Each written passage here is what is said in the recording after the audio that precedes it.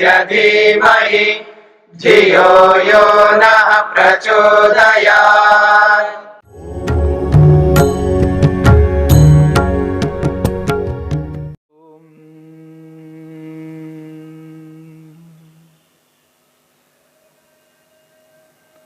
समाधि पाद के 36वें सूत्र की चर्चा हो रही है।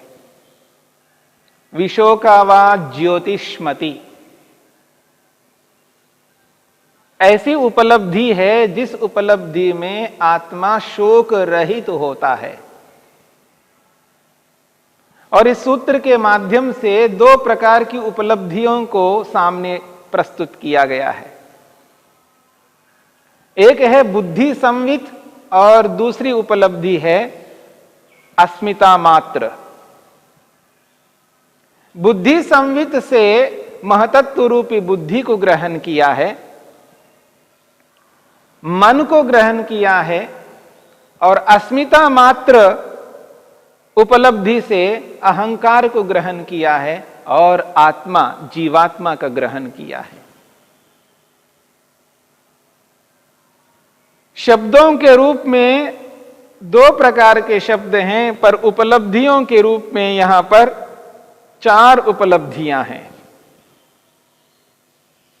बुद्धि संवित से महतत्व रूपी बुद्धि का ग्रहण है और मन का ग्रहण है, और अस्मिता शब्द से अहंकार का ग्रहण है और जीवात्मा का ग्रहण है। हृदय पुंडरी के धारय तो या बुद्धि संवित ऐसा कहा है।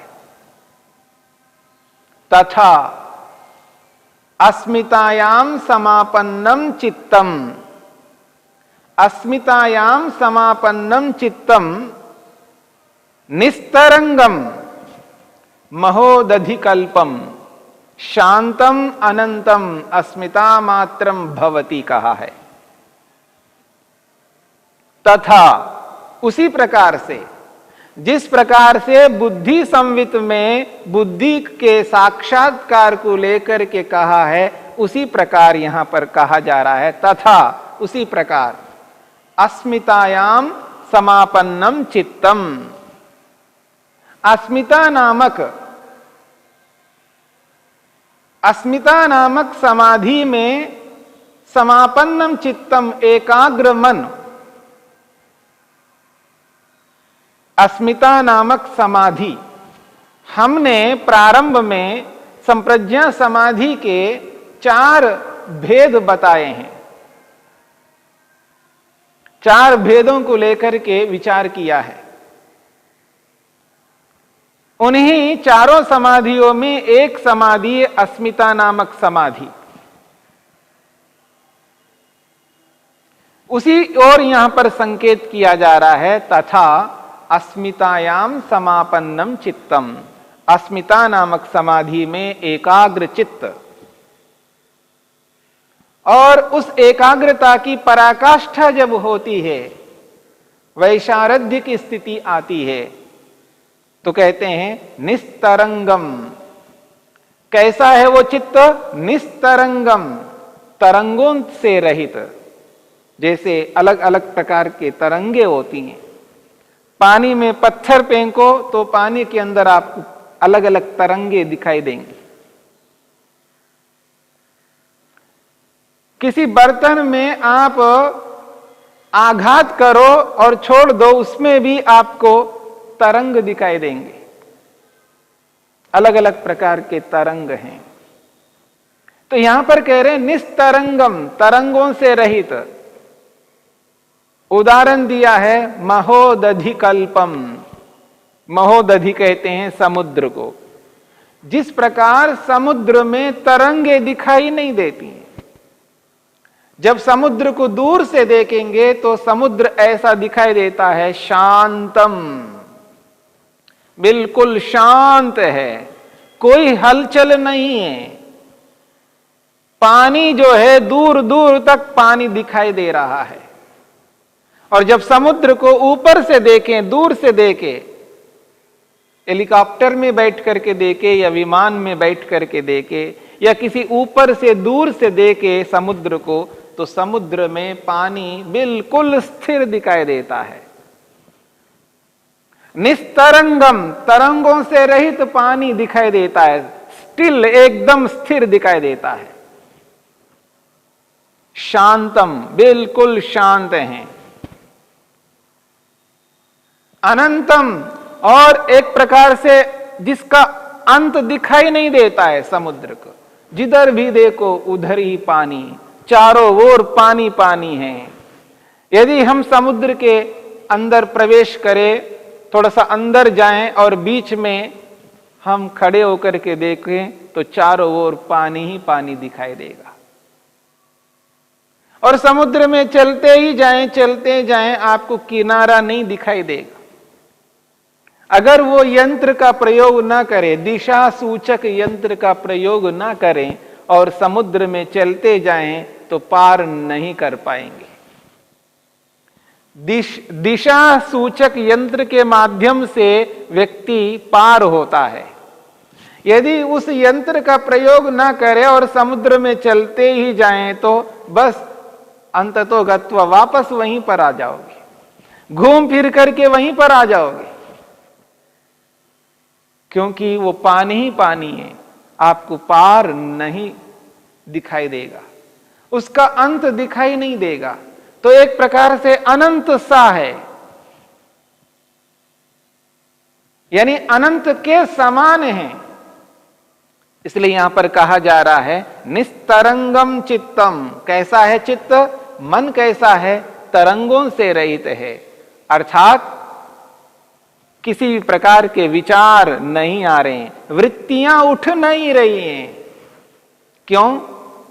एकाग्र है, स्थिर है, हृदय में एकाग्र हुआ है और केवल मन का विचार चल रहा है, मन के स्वरूप का विचार चल रहा है। वहां मन के बारे में विचार चल रहा है, यानी आत्मा मन के बारे में विचार कर रहा है, मेरा मन कैसा है, एकाग्र है। इसलिए कहा निस्तरंगम, तरंगों से रहित, यानी वृत्तियों से रहित है, वृत्तियां उठ नहीं रही हैं। महोदधिकल्पम, मानो समुद्र के समान है, शांत है, अनंतम, अनंत है। अस्मिता मात्रम भवति, इसको अस्मिता नामक समाधि के रूप में कहा जा रहा है। और इसके अंतर्गत आत्मा का बोध होगा, अहंकार का भी बोध होगा, यानी आत्म साक्षात्कार, अहंकार का साक्षात्कार भी होंगे। पर उनके साक्षात्कार को बताने से पहले मन की स्थिति को यहां पर बताया जा रहा है। तथा अस्मितायाम समापन्नम चित्तम, अस्मिता में एकाग्र हुआ चित्त यानी मन, यहां अस्मिता से अहंकार लेना है और अस्मिता से जीवात्मा को भी लेना है।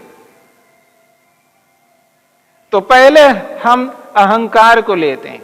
अहंकार का मतलब यहां अभिमान नहीं है, अहंकार का मतलब ऐसा यंत्र जिससे आत्मा की अनुभूति होती है। जीवात्मा अलग अलग प्रकार की अनुभूतियां करता है। रूप की अनुभूति करने के लिए नेत्रेंद्रिय है, साधन चाहिए आत्मा को। किसी भी अनुभूति को जीवात्मा करता है तो बिना साधन के किसी भी अनुभूति को नहीं कर सकता। जो भी एहसास करना है किसी न किसी साधन के माध्यम से वो करता है। तो जैसे रूप की अनुभूति करना है तो नेत्रेंद्रिय की आवश्यकता है, नेत्र रूपी साधन की आवश्यकता है, गंध के लिए घ्राणेन्द्रिय की आवश्यकता है, रस के लिए रसना इंद्रिय की आवश्यकता है और शब्द के लिए कर्णेन्द्रिय की आवश्यकता है, स्पर्श के लिए त्वचा इंद्रिय की आवश्यकता है और सुख दुख की अनुभूति करने के लिए मन की आवश्यकता है। ठीक इसी प्रकार से अहंकार को अनुभव करना है तो मन की आवश्यकता है। और आत्मा का अनुभव करना है, जीवात्मा की अनुभूति, यानी स्वयं स्वयं की अनुभूति हम करना चाहते हैं तो भी साधन की आवश्यकता है। वहां साधन है अहंकार। अहंकार के माध्यम से आत्मा की अनुभूति होती है और अहंकार नामक तत्व ऐसा सूक्ष्म यंत्र है जिसको अहंकार नाम से बोला जा रहा है। यदि वह यंत्र नहीं है तो आत्मा स्वयं की अनुभूति नहीं कर सकती। तथा अस्मितायाम समापन्नम चित्तम, अस्मिता नामक अहंकार में एकाग्र हुआ चित्त कैसा अनुभव कर रहा है? मन निस्तरंगम, तरंगों से रहित यानी वृत्तियों से रहित अनुभव कर रहा है। यानी आत्मा ही अनुभव करता है लेकिन मन के माध्यम से कहा जा रहा है। कैसा है वो मन? निस्तरंगम, तरंगों से रहित है यानी वृत्तियों से रहित है, एकाग्र है। महोदधिकल्पम, मानो समुद्र के समान शांत है। और अनंतम, अनंत कहा है। यह बात समझ में आती है कि निस्तरंगम, तरंगों से रहित यानी वृत्तियों से रहित है। और जिस प्रकार से समुद्र को दूर से जब देखते हैं तो तरंगों से रहित दिखाई देता है, ठीक इसी प्रकार यहां पर मन को तरंगों से रहित यानी वृत्तियों से रहित बताया है। फिर कहा शांतम, शांत है। मन तो शांत है, मन का स्वभाव भी शांत है। हमने समाधि पाद के दूसरे सूत्र में इस बात को समझने का प्रयास किया है। मन का स्वभाव ही शांत है क्योंकि सत्वगुण प्रधान है। सत्वगुण का कार्य है शांत रहना और मन का कार्य भी शांत रहना है, यानी मन भी शांत रहता है। तो उसका जो निज स्वरूप है मन का, वो शांत स्वभाव वाला है, इसलिए कहा शांतम। एक बात और कही, अनंतम, मन को यहां पर अनंत कहा है। अनंत इस रूप में है, उसके जो कार्य की शैली है, उसकी कार्य की जो क्षमता है, वो मानो अनंत सा प्रतीत होता है। यानी जब तक सृष्टि रहेगी तब तक उसकी कार्य शैली, कार्य प्रणाली निरंतर चलती रहेगी। जब तक मुक्ति में नहीं जाता है तब तक उसका मान्य निरंतर, उसका मन निरंतर कार्य करता रहेगा। इस रूप में इसको अनंत कहा है। लंबे काल तक रहने वाला है इसलिए इसको अनंत कहा है। और कार्य करने की जो क्षमता है मन के अंदर वो अत्यधिक है, हम उसको जान नहीं पाते हैं, असीम है एक प्रकार से, जिसका अंत नहीं हो सकता। जिस प्रकार से मानसिक कर्मों को हम करते हैं, मानसिक कर्मों को हम गिन नहीं सकते, गणना नहीं कर सकते, असीम करते हैं। उसी प्रकार से यहां पर मन को कहा है अनंतम। ये मन अनंत है, यानी उसकी कार्य करने की जो शक्ति है, सामर्थ्य है, वो अनंत है, यानी बहुत लंबे काल तक है। जब तक प्रलय नहीं होता है तब तक कार्य करने लगता है, आसानी से थकता नहीं है, निरंतर कार्य करता रहता है। सोते समय भी, निद्रा के समय में भी कार्य करता रहता है, खाली नहीं रहता है मन। इसलिए निद्रा को भी वृत्ति कहा है। और वृत्ति से युक्त मन है तो बिना उसकी क्रिया के नहीं हो सकती वृत्ति। इसलिए जागृत अवस्था में कार्यान्वित है और निद्रा की अवस्था में भी कार्यान्वित है। उसका कार्य, उसकी क्रिया, उसकी चेष्टा रुकती नहीं है। हाँ, प्रलय हो जाए तब मन भी समाप्त हो जाएगा, तभी उसकी क्रिया रुकेगी। उससे पहले मन की क्रिया रुक नहीं सकती। जब सृष्टि प्रारंभ हुई है, जब मनुष्य आया है और जब से यह मन मनुष्य को मिला है, तब से लेकर आज तक निरंतर कार्यान्वित है। एक जन्म हो गया है, अगले जन्म में जा रहा है, वहां पर कार्य करता जा रहा है। इधर मरा, उधर दूसरे शरीर में प्रवेश हो गया। निरंतर इसका कार्य चलता रहता है। तो इस रूप में इसको अनंत कहा जा रहा है। तो अस्मितायाम समापन्नम चित्तम, अस्मिता नामक अहंकार में एकाग्र हुआ मन, निस्तरंगम महोदधिकल्पम, समुद्र के समान तरंगों से रहित, वृत्तियों से रहित है ये मन। और शांतम, शांत है, सत्वगुण प्रधान है, रजोगुण तमोगुण उभरे हुए नहीं है, केवल सत्वगुण से युक्त है ये मन। और अनंत है, असीम सामर्थ्य रखने वाला ये मन है। न जाने कितने कर्मों को कर सकता है ये मन, न थकने वाला ये मन। अस्मिता मात्रम भवति, अस्मिता रूपी अहंकार से युक्त हो जाता है।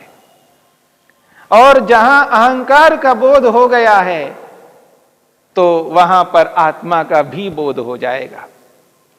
अस्मितायाम समापन्नम चित्तम से यहां पर दूसरा अर्थ हम आत्मा को भी लेंगे। आत्मा में भी मन एकाग्र होता है, और आत्मा में मन एकाग्र होता है तो आत्मा का भी दर्शन होता है, आत्मा का भी साक्षात्कार होता है। तो इस प्रकार से दो प्रकार की यहां पर उपलब्धियां शब्दों के माध्यम से बताई गई हैं। एक बुद्धि संवित और दूसरी उपलब्धि है अस्मिता मात्र। और इन दोनों उपलब्धियों को यहां पर विशोका शब्द से कहा जा रहा है। और विशोका शब्द से कह करके इसका नाम दे दिया है ज्योतिष्मति। विशोका ज्योतिष्मति नामक ये उपलब्धि है, जिस उपलब्धि में शोक बिल्कुल नहीं रहता। जब आत्मा को मन का स्वरूप प्रत्यक्ष हो रहा हो, अहंकार का स्वरूप प्रत्यक्ष हो रहा हो, बुद्धि का स्वरूप प्रत्यक्ष हो रहा हो, और स्वयं आत्मा का स्वरूप प्रत्यक्ष हो रहा हो, तो आत्मा का साक्षात्कार जब हो जाता है, मन का, अहंकार का, महतत्व रूपी बुद्धि का साक्षात्कार होता है, तो अपने आप को शुद्ध पवित्र अनुभव करता है, निर्मल अनुभव करता है, मन को वास्तव में शांत अनुभव करता है, अहंकार को भी शुद्ध पवित्र अनुभव करता है, महतत्व को भी शुद्ध पवित्र अनुभव करता है, क्योंकि ये सब के सब सत्वगुण प्रधान हैं। बुद्धि, अहंकार और मन ये तीनों सत्वगुण प्रधान हैं, स्वयं शुद्ध हैं, पवित्र हैं, और आत्मा भी स्वयं शुद्ध पवित्र है। ऐसी स्थिति में उसको शोक नहीं हो सकता। शोक सदा अशुद्धि में उत्पन्न होता है, शुद्ध की स्थिति में शोक उत्पन्न नहीं होता है। इसलिए विशोका है, शोक रहित अवस्था है। इस बात को हमें समझना है। विशोका वा ज्योतिष्मति।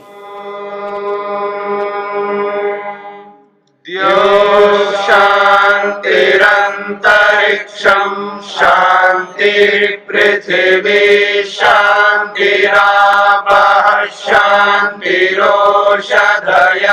शांतिः वनस्पतयः शांतिर्विश्वे देवाः शांतिर्ब्रह्म शांति सर्वं शांति शांतिरेव शांति क्षमा शांतिरेधि। ओम शांति शांति शांति।